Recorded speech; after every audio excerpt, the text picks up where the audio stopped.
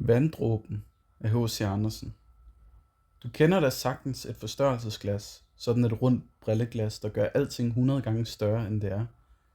Når man holder det for øjet og ser på en vanddråbe ude fra dammen, så ser man over tusinder underlige dyr, som man ellers aldrig ser i vandet, men de er der, og det er virkeligt.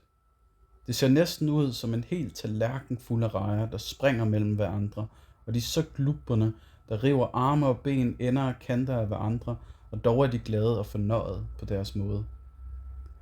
Nu var der engang en gammel mand, som alle folk kaldte Kriblekrable, for det hed han.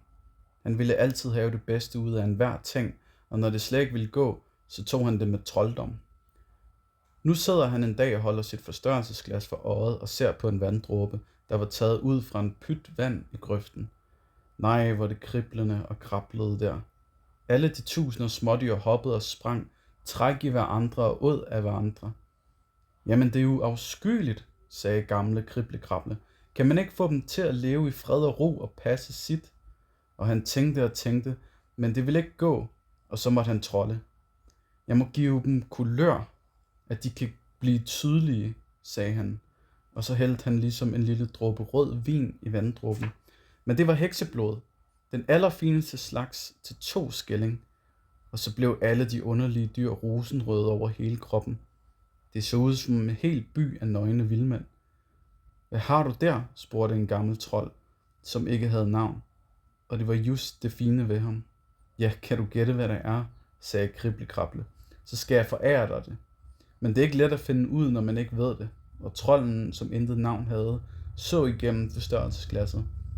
Det så virkelig ud som en hel by, hvor alle mennesker løb og uden klæder.